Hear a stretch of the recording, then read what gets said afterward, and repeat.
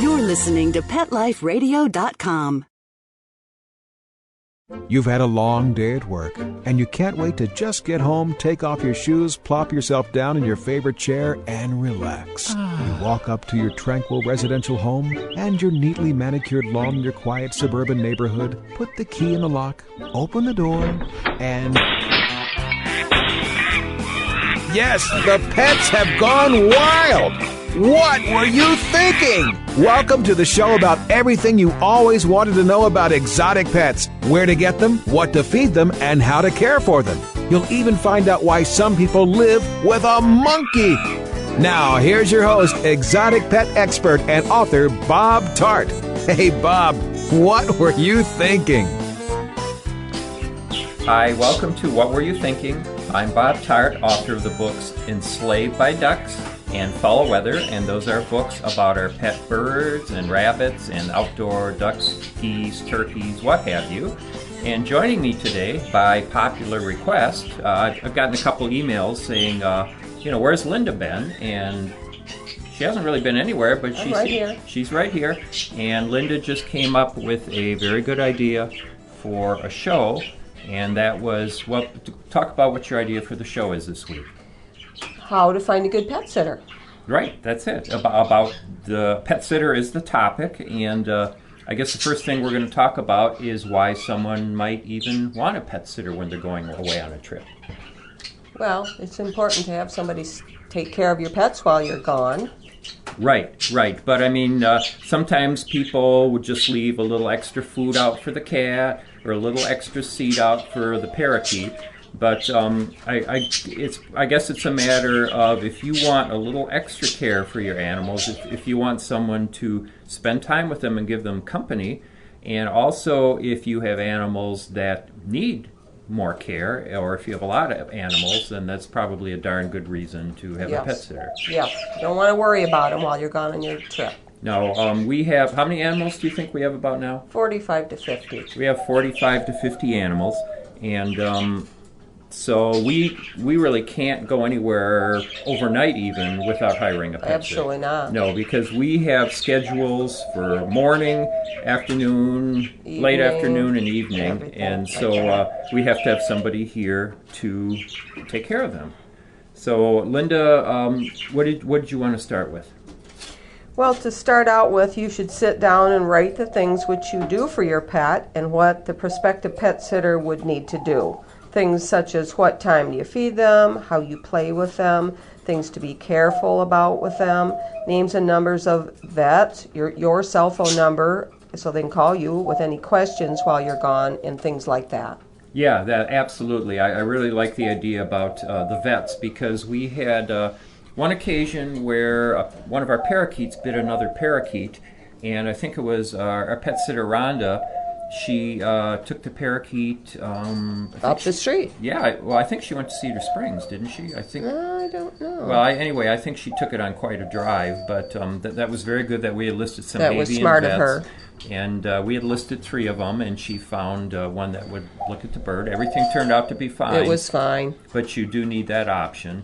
And you do need the phone number of the cell phone number too, I guess, for obvious reasons. Obviously. What happened last year? We had just left on a trip, and we got a phone call right away about somebody who had called us about an animal that needed rescuing. Do you remember? Yes, somebody that needed to talk to Peg. Right. Do you remember?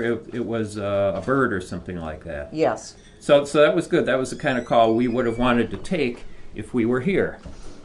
And so that we just let the pet sitter know what Peg's number was, who was the animal rescue lady, and we got it all straightened out. If we had not had the proper phone numbers, that could not have transacted, and it worked out for the good. Yeah.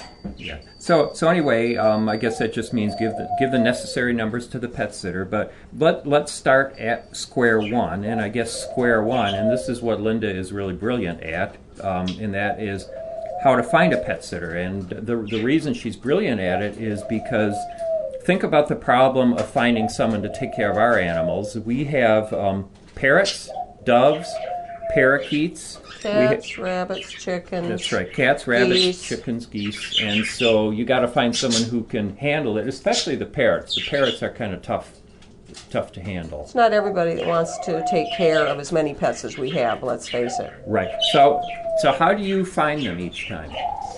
Well, I run ads in the paper for most everything from soup to nuts, and this is just another thing I run ads for. But another thing that you could do is call your friends, see who they use for a pet sitter, and talk to some of them. Or you could call the local veterinary clinics, a few of them, and ask them if they can recommend someone. I've had really good luck running ads in the paper. I think that's a good way to find a pet sitter. That way you can get them over to your house and interview them and see if you think they would be good. Yeah, a lot of people, we've found before that some people sound very good on the phone, but once we get them over here... It's a different story. Yeah, it's a different story. There was one woman a few years ago who sounded really good, and we got her over here, and she brought her little boy with her. And she didn't pay any attention when she was sitting at the table and we were giving her the instructions. She appeared to be not listening to anything we were saying. The little boy wandered off. He got himself locked in the bathroom. Now, so here's this woman who wants to be our pet sitter, and immediately her little boy locks himself into our bathroom. No one's ever done that.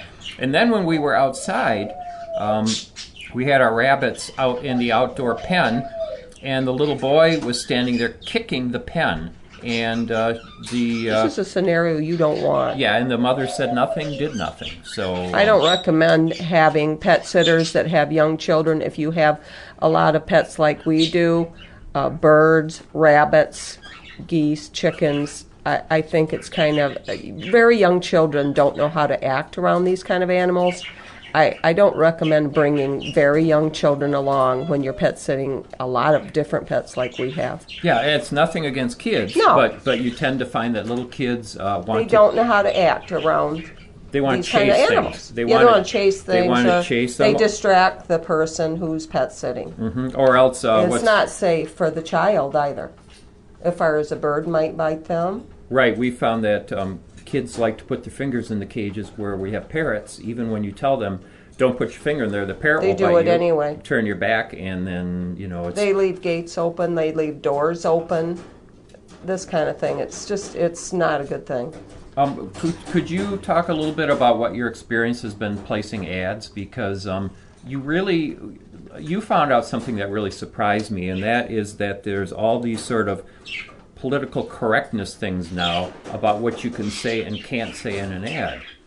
And for example... You can't mention man or woman. You can't mention age. They don't hardly want you to mention specific characteristics and traits. Don't explain. I have no understanding of why they act like that, but...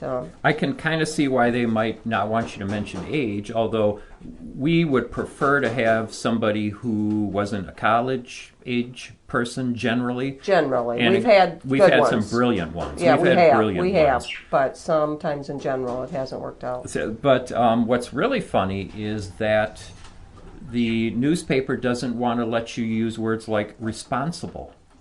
Go figure. Yeah, you can't do that, or must be someone who's easy to get a hold of. And that's prejudicial. Yeah, and that's another thing that's happened to us before. Someone's called who seemed like a real good person, and then we try to call them back to set up an interview, and we are never able to get a hold of them. They don't call us back, and nope. So that's not a person you want. No, so those are the kind of people that you write off pretty quickly. You learn over time certain things it's going to show you it's not that kind of person is not one you're going to want. Yeah. Okay, so what else you got there? Someone who doesn't come on time for interviews. Right. That is a sign of a person you don't want. If they don't come on time for interviews, they're not going to come on time to take care of your pets either. It may seem very coincidental to you, but I would say in general, somebody that doesn't come on time for the very first interview, they're generally not a very good person for the job. Yeah, and it isn't like we only pay $1 a day. I mean, this is, because we have 50 animals, we pay a decent amount of money, so this is a good job for people.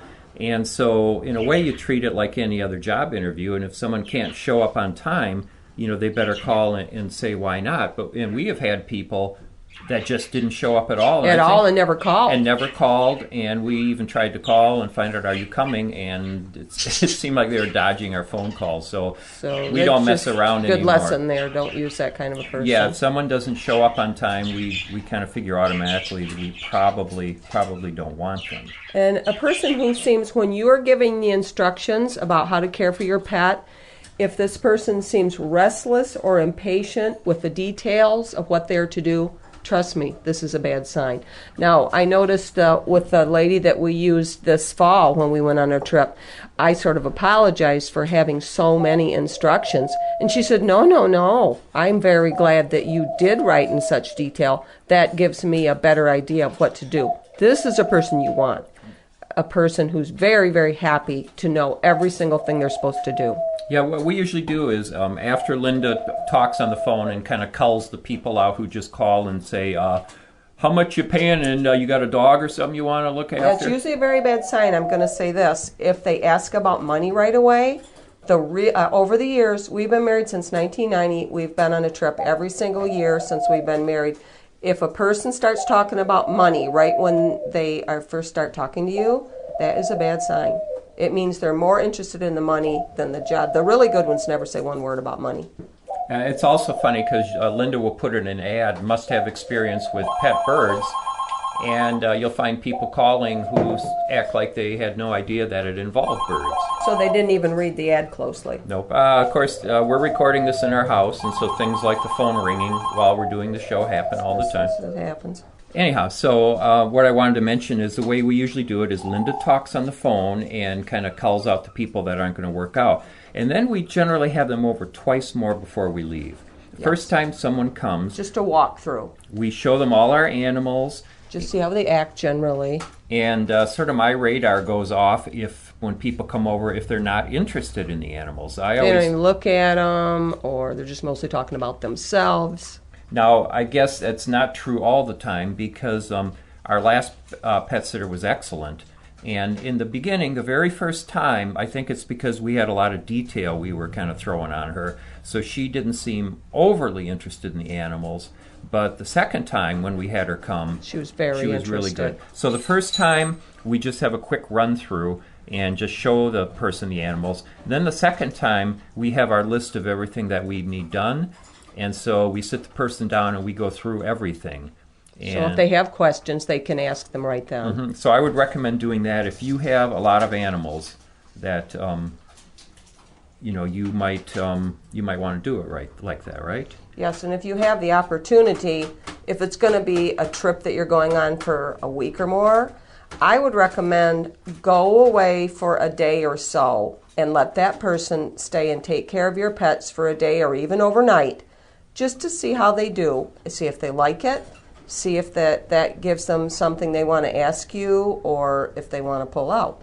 I just think that's good to have a run-through, if it's possible to do that. Yeah, back when Linda's mom was alive, we'd visit her in Battle Creek a lot, which is only about an hour and a half from here, but it gave us a chance to have a pet sitter come over. And try out. Yeah, there's a lot of afternoon and early evening things, and it's nice for us. It was nice for us to come back and to have all the cages covered and the barn closed up and the animals inside. We really like that. And so that was a good way.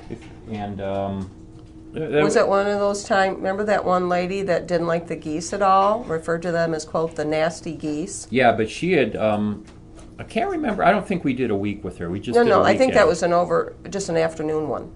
It could have been. I think. And plus she didn't have the sense to turn the air conditioning on. I believe it was in August and it was really, really hot. She did not have the sense to turn the air conditioning on, and we had a friend just come and check to make sure things were going well.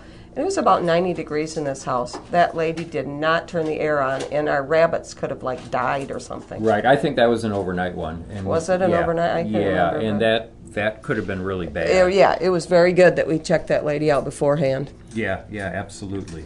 It is good, by the way, to have a friend come over and check. If you are in doubt about anything, have friends come over and check and see how things are going. Mm-hmm. Yeah. It's a good idea. Yeah. One thing, too, is you might want to decide if you want just a pet sitter or perhaps a house sitter, too. And we'll talk about that in a second. We have to take a break, commercial break. So I want to remind you, if you have possibly been lucky enough to forget, you're listening to Bob and Linda. This is What Were You Thinking on Pet Life Radio, and if you would like to be a guest on Pet Life Radio on my show... We would love you to. Yep, just send an email to bob@petliferadio.com. So we'll be right back after this word from our sponsor.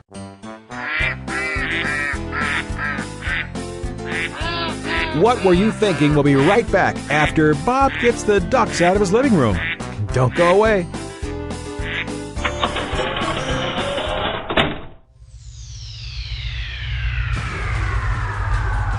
Greetings, human. What planet am I on? Welcome to Pet Planet. Here's a copy of Pet Planet Magazine, Florida's most informative and fun pet resource magazine. It features heartwarming stories and informative articles from local and national pet experts. Excellent. Pet Planet Magazine offers Operation Planet Rescue, helping rescued pets find new homes. And it's available at 500 locations in South and Central Florida and 24/7 on the internet at petplanetmagazine.com. If you're out and about with your pet, you may be featured in paparazzi, candid pictures of you and your pet. For up-to-date pet-friendly events, activities, and pet-related services and products, Pet Planet Magazine is your final destination. I shall take this magazine home with me. Back to your home planet? No, to my condo in Boca. Pet Planet Magazine. Check them out at www.petplanetmagazine.com or 352-394-8578. It's out of this world. Ladies and gentlemen, Pet Life Radio proudly presents DSPN, the Dog Sports and Performance Network. Get ready to unleash the dog sports enthusiast in all of us, from ski joring and mushing to racing, agility, and competition. This is the place to learn all about the dog sports and activities that you can do with your furry best friend and canine competitor. So get ready for game time. DSPN with your host, Lori Williams, every week on demand. Only on PetLifeRadio.com.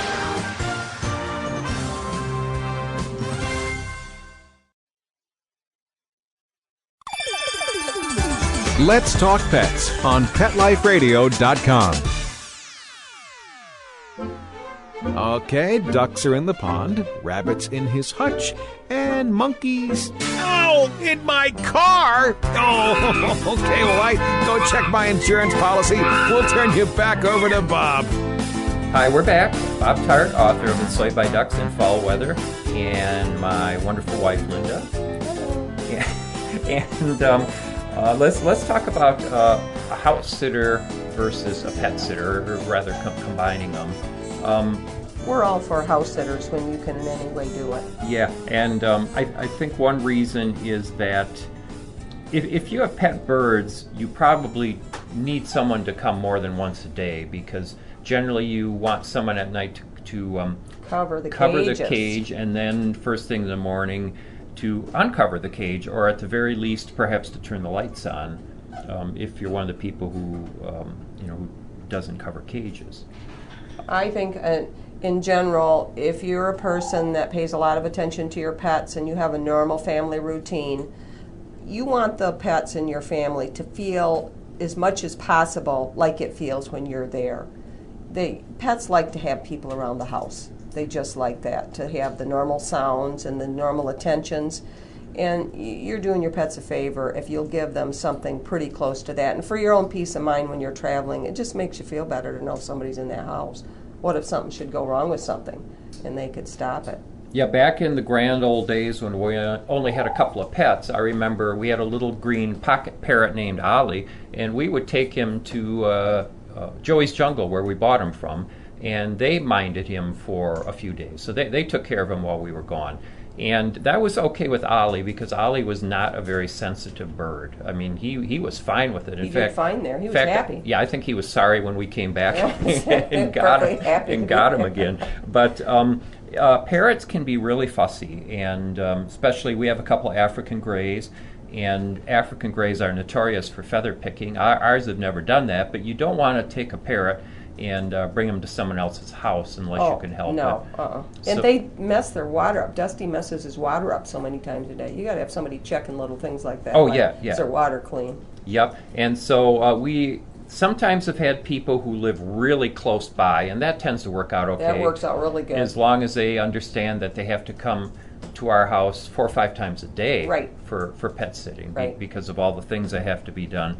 But we also like the security of having somebody here. In the house. It's nice to have people here in the evening, and they can just sit in the living room, hang out, and it makes the pets feel secure and comfortable. Mm-hmm. And, sometimes the people decide they really like doing the job and really like being here, and it's fun, and they don't want to leave anyway. Yeah. Our last pet sitter, she just loved being here. She didn't think she would consider it anything more than just a, quote, just a job.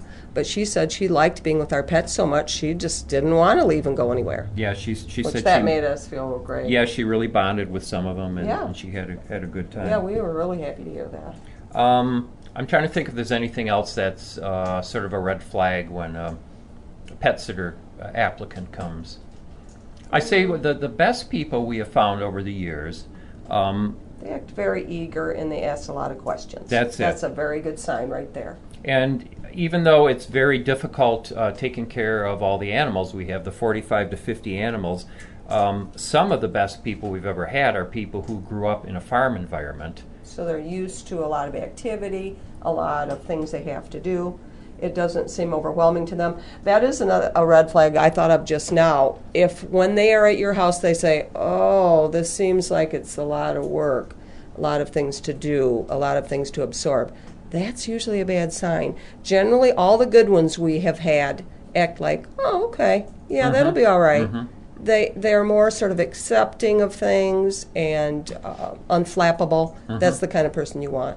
What I was going to say about the farm people, too, is that, people who were raised on a farm or have worked on a farm before, good grief, they're used to dealing with cows and goats. Familiar with a wide variety of animals. Well, what I'm saying is our outdoor ducks, geese, and hens are nothing compared to having to deal with cows, horses, goats, and what Getting have up you. at 4:30 in the morning to milk the cows or something like that. So I don't know, maybe even your 4-H or something can, there'd be some family member club like that who would be good. Okay, so you want to talk a little bit about, you mentioned a little bit, but about the kinds of instructions that we leave them. Well, Bob writes down a schedule for the morning, a schedule for the afternoon, and a schedule for the evening.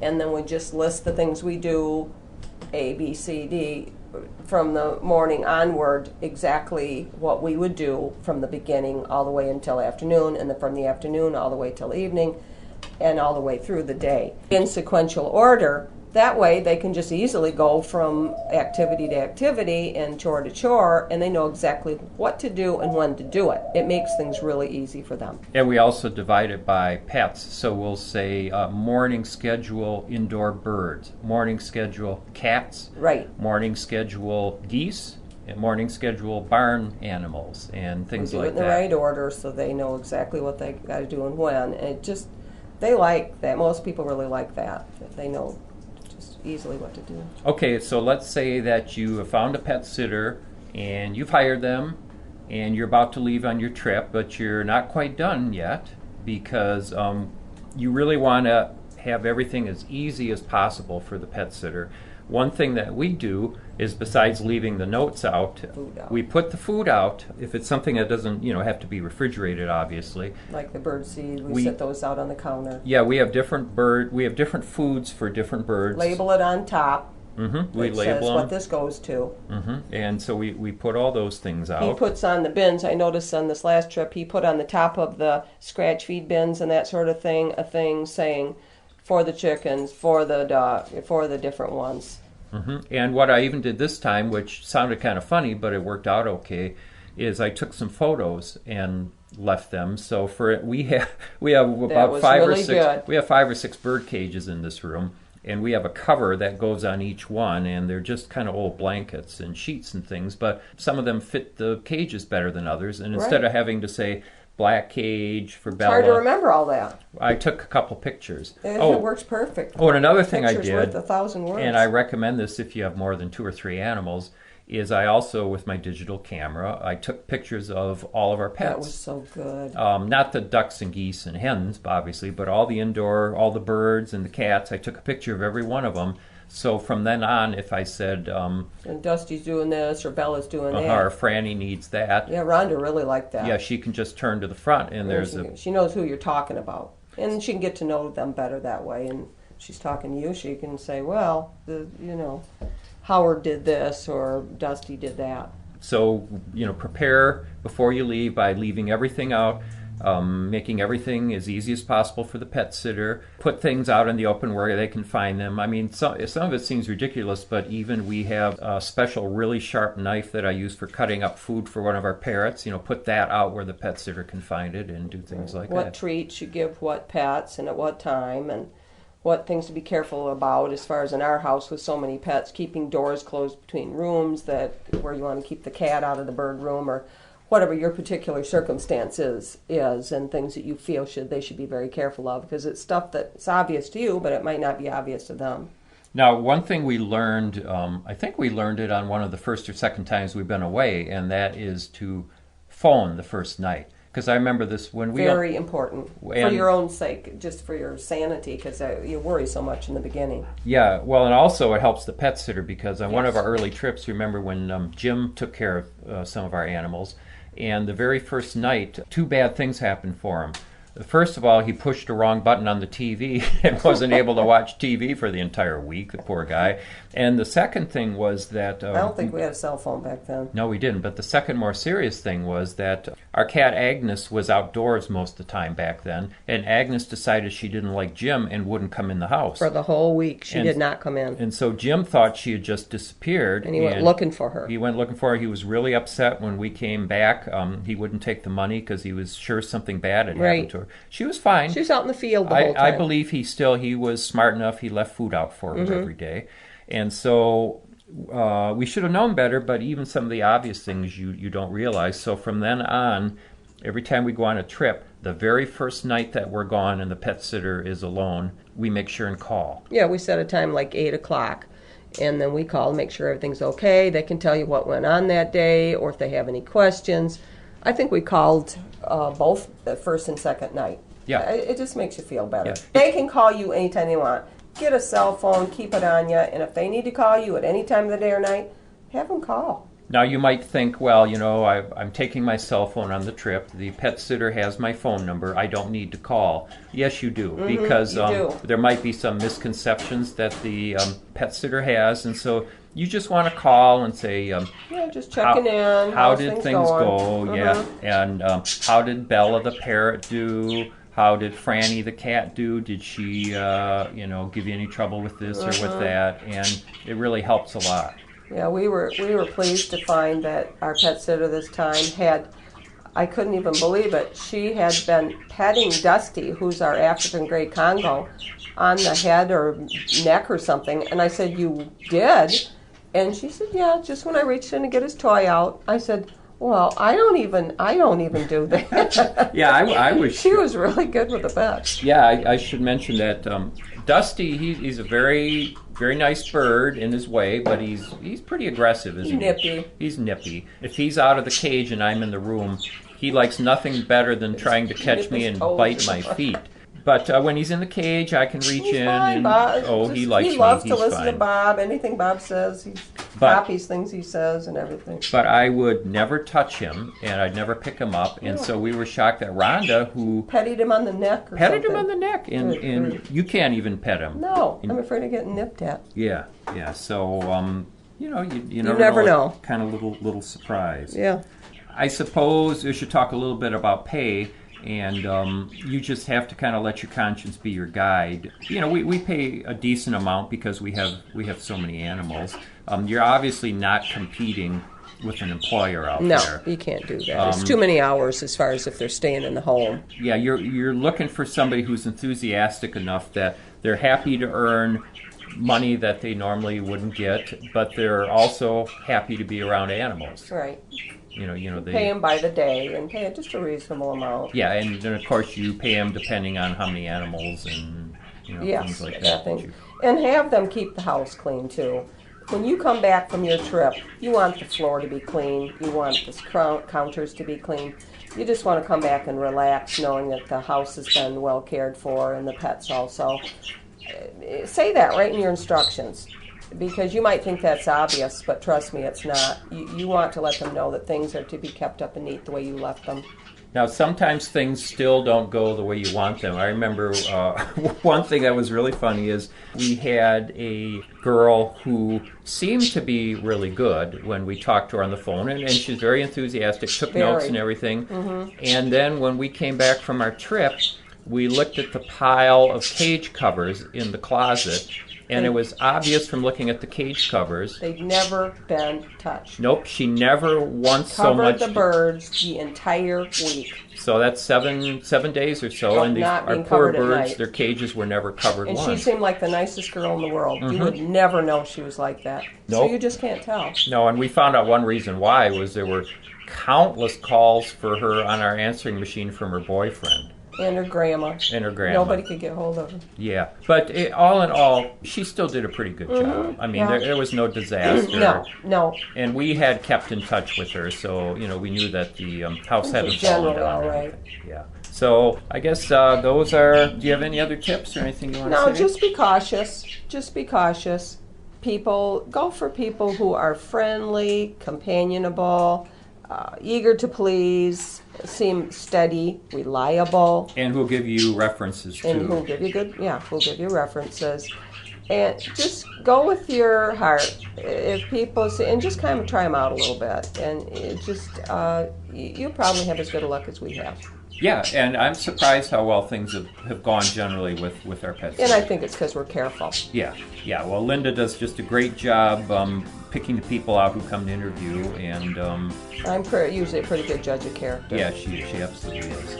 Okay, so that brings us to a close of another episode of What Were You Thinking? And if you have any questions that we haven't covered, feel free to email us. And if you have any tips about what makes a good pet sitter, absolutely, we'd love to hear them. Yeah, email me at bob@petliferadio.com. And also, if you have an animal you want to talk about on What Were You Thinking, email me too, and maybe we'll have you on the show.